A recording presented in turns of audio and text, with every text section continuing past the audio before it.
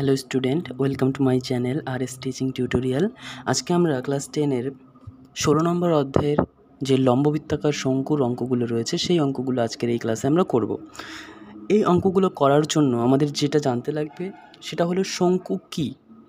তোমরা সবাই বরের টোপর দেখেছো, তো সেটাই হলো এক ধরনের শঙ্কু, সেটাই শঙ্কুর একটা পারফেক্ট এক্সাম্পল বলতে পারি। তো দেখো,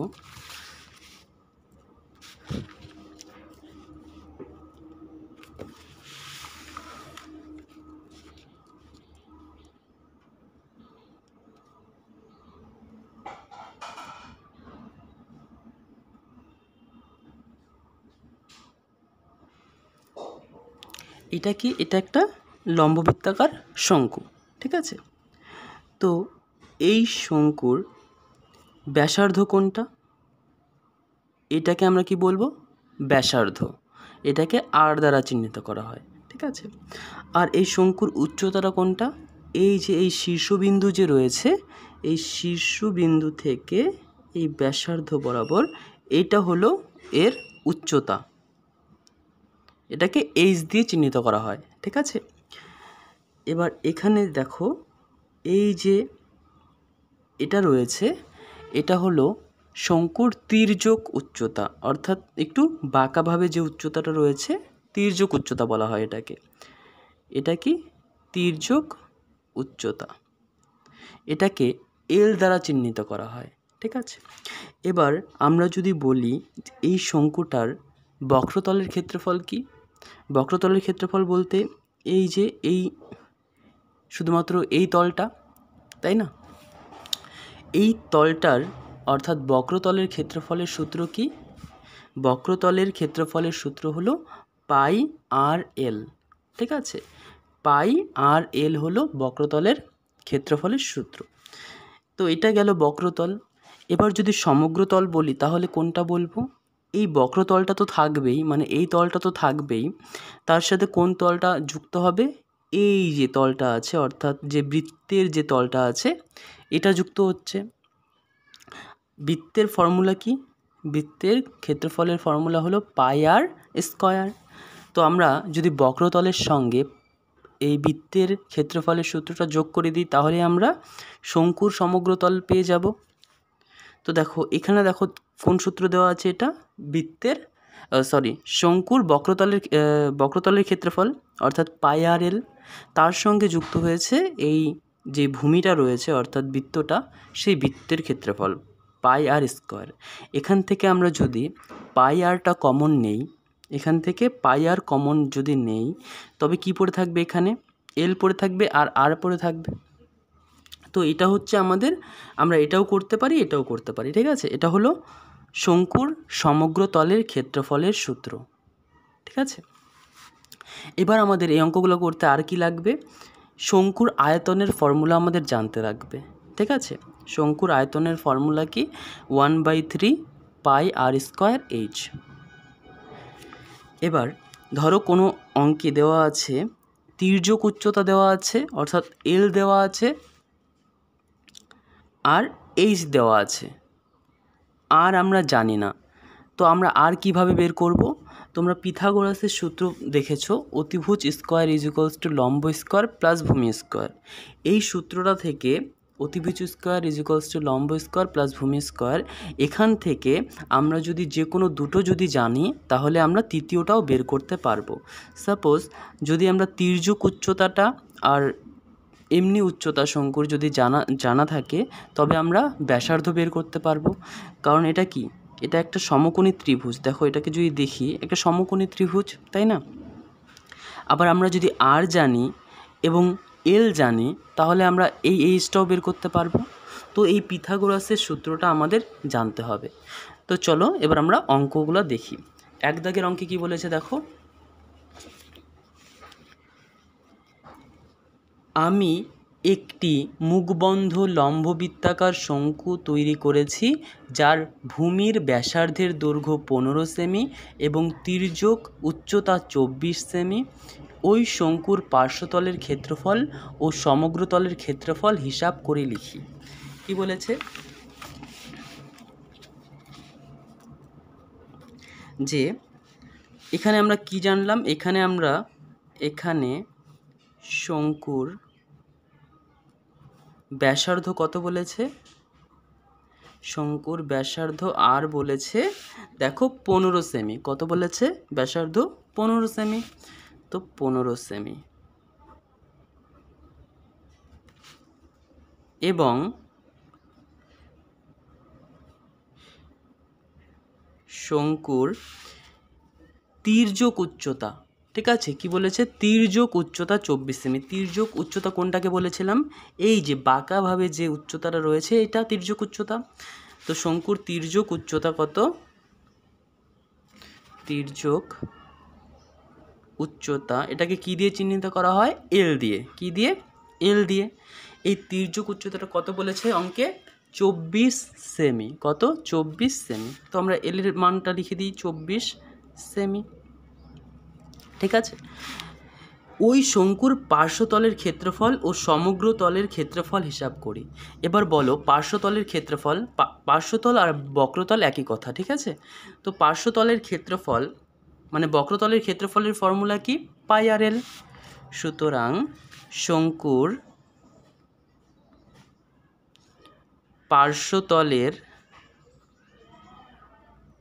ক্ষেত্রফল সমান কি হবে? সেই সূত্রটা কি আছে? পাই আর এল। পাই আর এল। এবার দেখো পাইয়ের মান তো আমরা সবাই জানি কত হয়? 22-এর 7। 22 7, এটা হচ্ছে পাইয়ের মান। আমাদের আর কত বলেছে? আর বলেছে আমাদের 15 সেমি, অর্থাৎ ব্যাসার্ধ কত? 15 সেমি।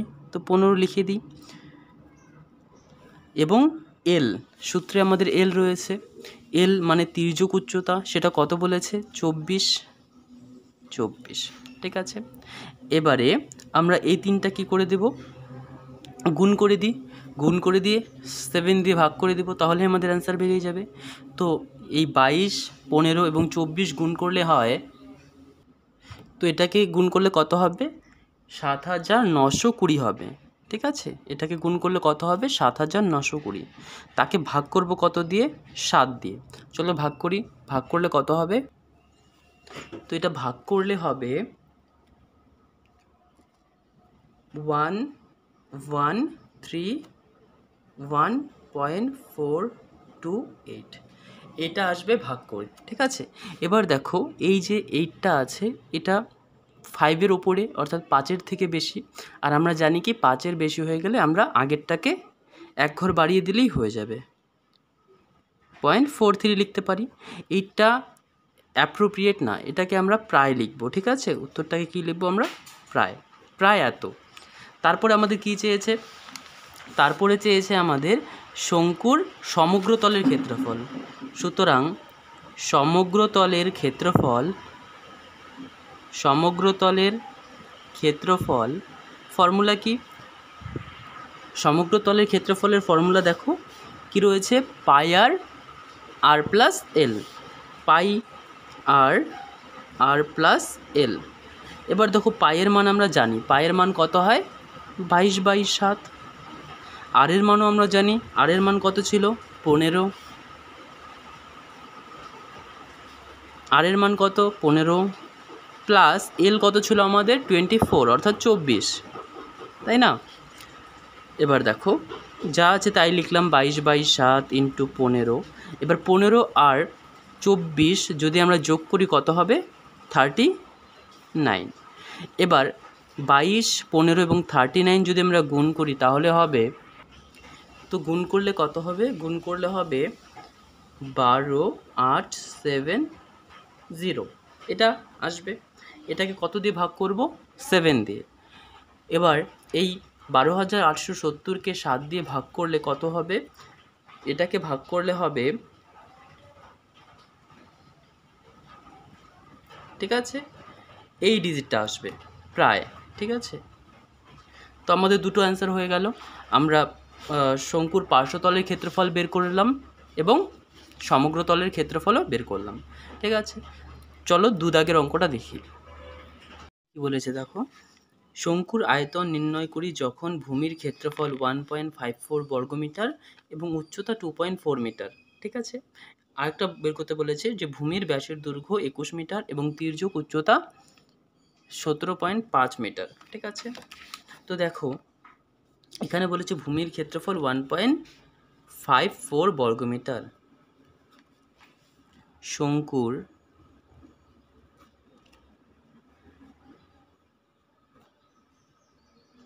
ভূমির ক্ষেত্রফল। এবার শঙ্কুর ভূমি কোনটা?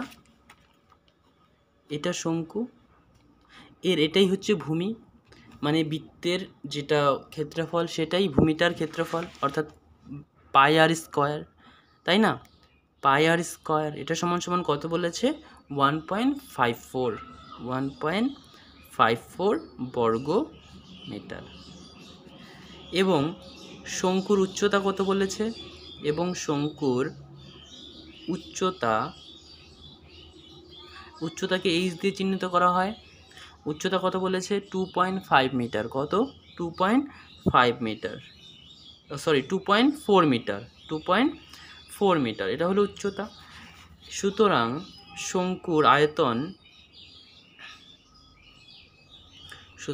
শঙ্কুর আয়তনের ফর্মুলা কি শঙ্কুর? 1/3 পাই আর স্কোয়ার এইচ, এত, ঠিক আছে, এত ঘনমিটার। ঠিক আছে, এবার দেখো 1/3 পাই আর স্কোয়ারের মানটা দেওয়া রয়েছে কত? 1.54। তো পাই আর স্কোয়ারের জায়গায় আমরা কি লিখব? 1.54। আর এইচ অর্থাৎ উচ্চতা কত ছিল আমাদের? 2.4। এবার দেখো যখন কোনো সংখ্যার আগে দশমিক থাকবে, সেই দশমিকটা যদি আমরা তুলে দিতে চাই, তাহলে যত ঘর আগে দশমিক থাকবে নিচে ততগুলো শূন্য বসবে, অর্থাৎ একের পরে দুটো শূন্য বসবে, যেহেতু দু ঘর আগে দশমিক ছিল।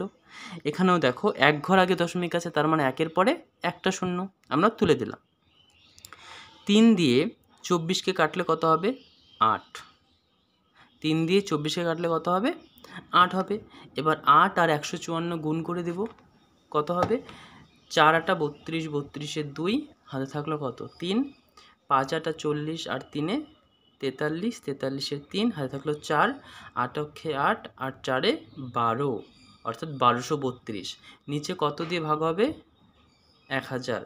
এবার দেখো নিচে কত আছে? 3টা শূন্য আছে একের পরে, অর্থাৎ উপরে আমরা 3 ঘর আগে দশমিক বসিয়ে দেব, তাহলেই হয়ে যাবে।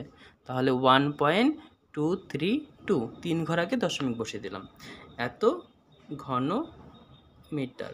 ঠিক আছে, এটা আমাদের একটা অ্যান্সার বেরোলো। আরেকটা কি বলেছে? যে ভূমির ব্যাসের দৈর্ঘ্য 21 মিটার এবং তির্যক উচ্চতা 17.5 মিটার। তাহলে আয়তন কত? এখানে ব্যাসের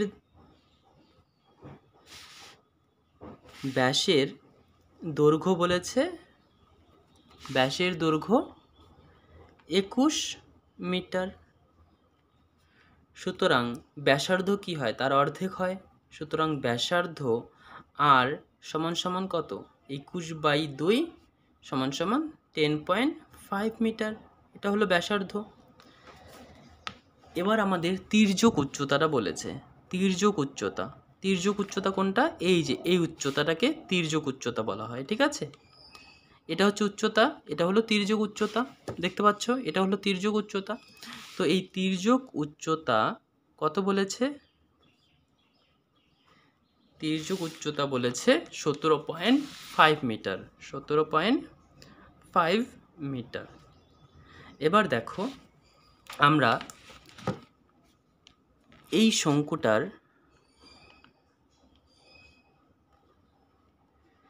শঙ্কুটার তির্যক উচ্চতাটা জানি, এল জানি, আর জানি, কিন্তু আমরা এইচ জানি না। আর আমাদের আয়তন বের করতে গেলে কি লাগবে? এইচ লাগবে। তো আমরা এইচটা বের করি। কিভাবে বের করব?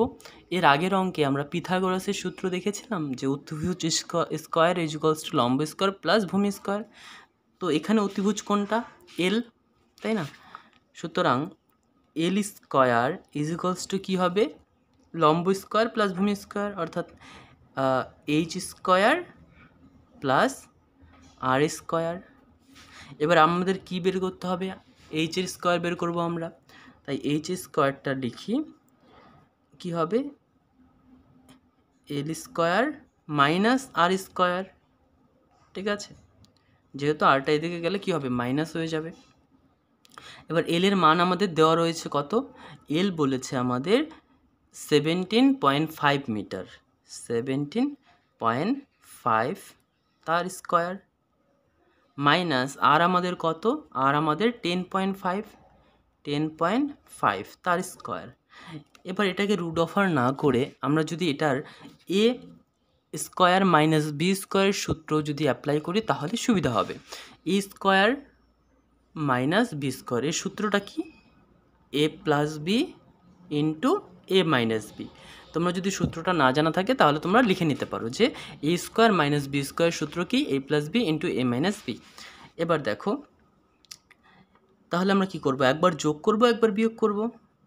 তাহলে 17.5 প্লাস 10.5, আবার 17.5 মাইনাস 10.5। বুঝতে পারলে?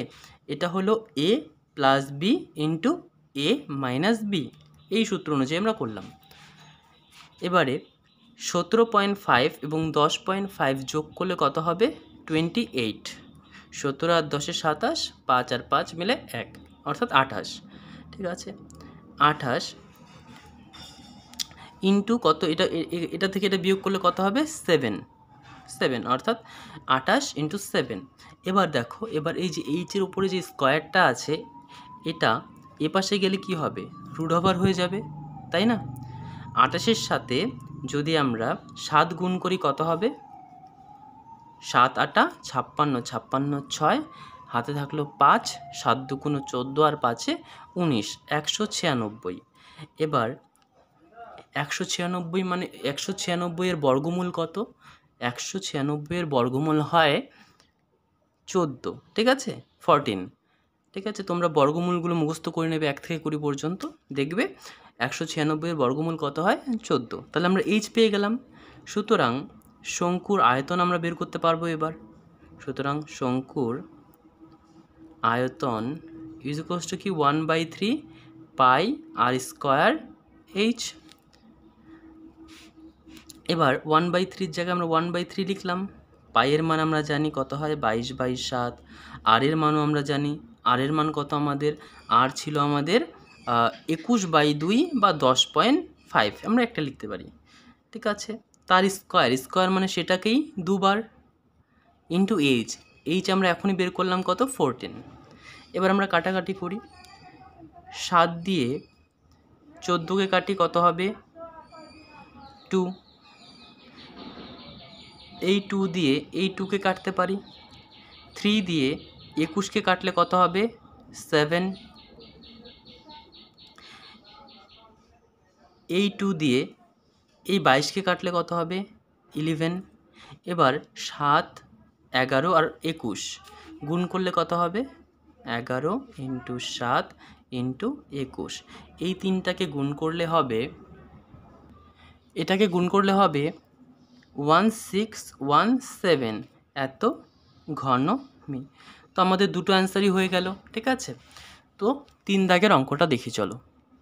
3 দাগে কি বলেছে দেখো, আমিনা একটি সমকোণী ত্রিভুজ অঙ্কন করেছে যার সমকোণ সংলগ্ন বাহুর দৈর্ঘ্য 15 সেমি ও 20 সেমি।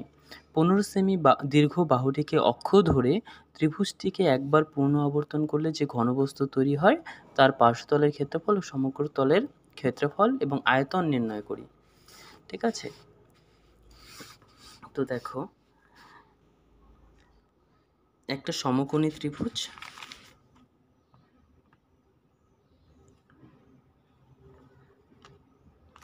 ঠিক আছে, যার অক্ষটা কত? 15 আর ভূমি সংলগ্নটা 20। এবার বলেছে এটাকে অক্ষ ধরে, ঠিক আছে, এটাকে অক্ষ ধরে যদি একটা বৃত্ত অঙ্কন করে তাহলে সেটা কেমন হবে?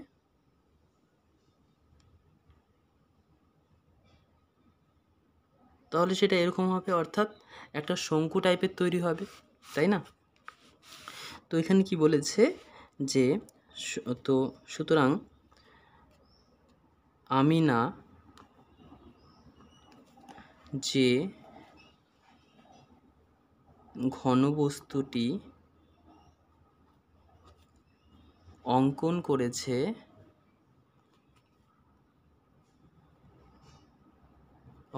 করেছে সেটি একটি শঙ্কু।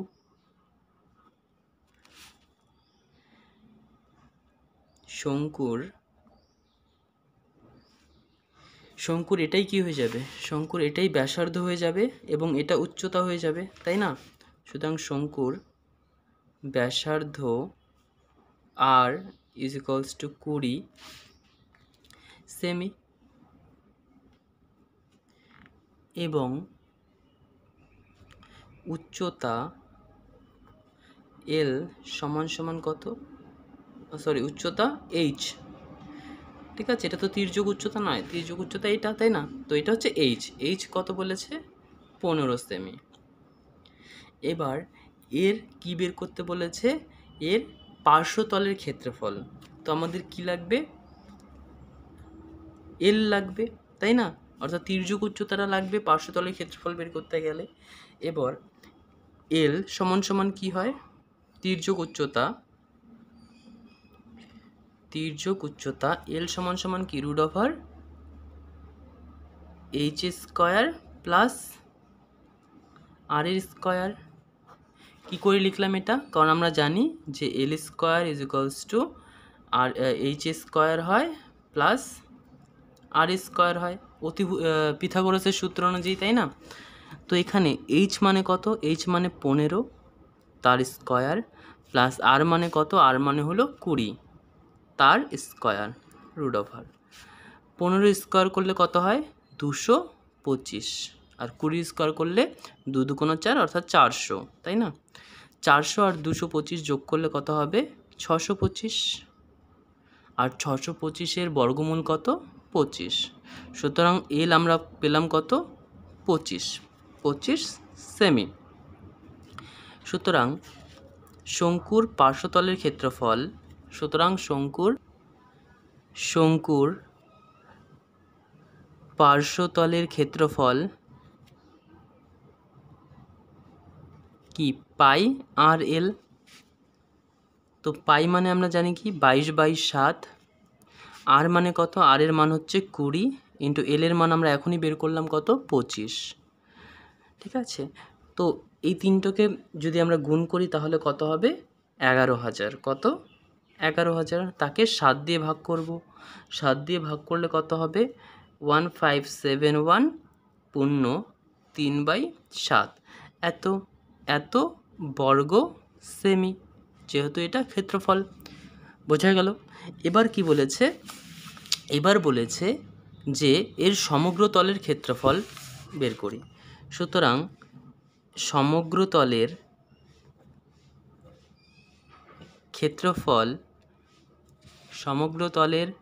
ক্ষেত্রফল ফর্মুলা কি ছিল? ফর্মুলা ছিল পাই আর প্লাস এল। তো পাইয়ের মান আমরা জানি 22/7 ইন্টু আর এর মান কত? আর এর মান 20 এবং এল এর মান 25। তো এখানে 22/7 ইন্টু 20 আর 25 যোগ করলে কত হয়? 20 আর 25 যোগ করলে হয় 45। 20 এবং 22 যদি আমরা গুণ করি তাহলে কত হবে? 19,800। কত হবে? 19,800। এটাকে ভাগ করব 7 দিয়ে। কত হবে? 28 4/7 এত বর্গ সেমি। ঠিক আছে, হলো এটা।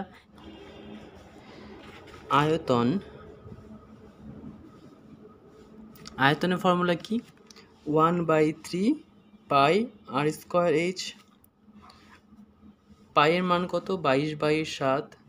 আর এর মান আমাদের কত ছিল? 20 স্কোয়ার, তার জন্য আরেকটা 20। এইচ মানে উচ্চতা কত ছিল? 15। ঠিক আছে, এই তিনটাকে যদি আমরা গুণ করে দিই তাহলে কি হবে? এই তিনটাকে গুণ করলে কত হবে? 422 20 স্কোয়ার কত? 400 গুণ 22 গুণ 15।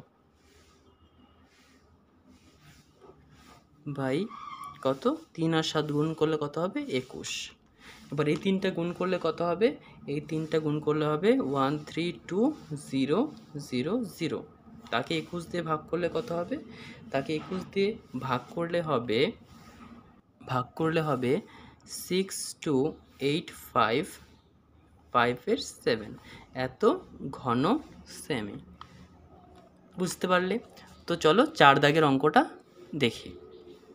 বলেছে দেখো, বলেছে কোনো শঙ্কুর উচ্চতা ও তির্যক উচ্চতা যথাক্রমে 6 সেমি ও 10 সেমি হলে শঙ্কুটির সমগ্র তলের ক্ষেত্রফল নির্ণয় করি। শঙ্কুর উচ্চতা h সমান কত 6 সেমি এবং তির্যক উচ্চতা l সমান কত বলেছে, l সমান বলেছে হলো 10 সেমি। কত 10 সেমি। সুতরাং এখান থেকে আমরা এইচটাও বের করতে পারবো, কারণ আমরা জানি যে l square is equals two h square plus r square হয়। এখান থেকে আমরা rটা বের করতে পারবো, তাই না? r মানে ব্যাসার্ধটা বের করতে পারবো। তো দেখো l স্কোয়ার, l আমাদের কত দেওয়া আছে 10, l আমাদের কত দেওয়া আছে 10 তার স্কোয়ার, h আমাদের কত দেওয়া রয়েছে 6 তার square plus r square. r স্কোয়ারটাকে আমরা বের করবো, তাই r স্কোয়ারটাকে লিখলাম।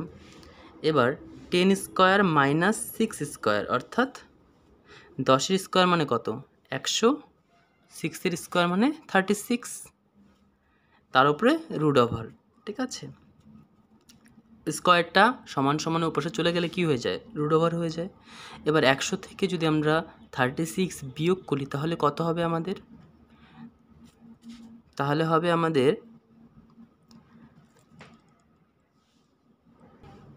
কত হবে 64 হবে, তাই না? রুট ওভার 64 মানে 64 এর বর্গমূল কত 8, তাই না? 8 সেমি। তাহলে আমরা ব্যাসার্ধটাও আমরা পেয়ে গেলাম কত 8 সেমি। এবার আমাদের কাছে কি চেয়েছে, আমাদের কাছে চেয়েছে যে শঙ্কুটির সমগ্র তলের ক্ষেত্রফল ও আয়তন। সুতরাং সমগ্র তলের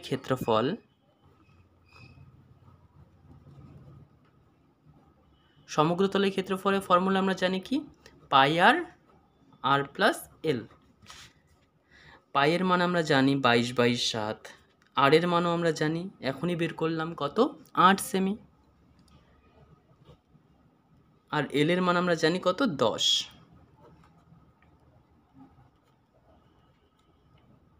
8 আর 10 যোগ করলে কত হবে 18, তাই না? এবার 22, 8 আর 18 গুণ করলে কত হবে, তো গুণ করলে কত হয়ে যাবে, গুণ করলে আমাদের হয়ে যাবে এটা 3168। তাকে ভাগ করব কত দিয়ে 7 দিয়ে, 7 দিয়ে ভাগ করলে কত হয়ে যাবে 4/7 এত বর্গ সেমি। ঠিক আছে, এটা হয়ে গেল। এবার তারপরে আমাদের কি চেয়েছে আয়তন, তাই না? সুতরাং আয়তনের ফর্মুলা কি 1/3 পাই আর স্কোয়ার h। 1/3 পাইয়ের মান আমরা জানি 22/7, আর এর মান আমরা জানি 8, দুবার গুণ যেহেতু স্কোয়ার, আর h কত আমাদের ছিল, h ছিল আমাদের 6। তাহলে এটা কি করব আমরা, এটা আমরা গুণ করে দিই, তাই না? উপরে 22, 8 আর 6 গুণ করলে কত হবে 8 গুণ করলে কত হয় 64, তার সাথে 6 গুণ করলে হয়ে যাবে, তো গুণ করলে কি হয়ে যাবে এটা বাই কত 3 7 21। এই উপরে এই 3টা গুণ করলে কত হবে, গুণ করলে হয়ে যাবে 8448। তাকে ভাগ করব কত দিয়ে 21 দিয়ে, এটাকে 21 দিয়ে ভাগ করলে কত হয়ে যাবে, এটাকে 21 দিয়ে ভাগ করলে হয়ে যাবে 4022/7 এত ঘন সেমি, এটা আমাদের উত্তর হয়ে যাচ্ছে। ঠিক আছে। তো আশা করি বুঝতে পারছো। এর নেক্সট পার্টে আমরা 5 দাগ থেকে আলোচনা করব। তো তোমাদের যদি ভিডিওটা ভালো লেগে থাকে আর অঙ্কের সমস্ত নোটিফিকেশন পেতে চাও তাহলে চ্যানেলটিকে অবশ্যই সাবস্ক্রাইব করে রাখবে আর পাশের বেল আইকনটা ক্লিক করে দেবে অল নোটিফিকেশন পাওয়ার জন্য।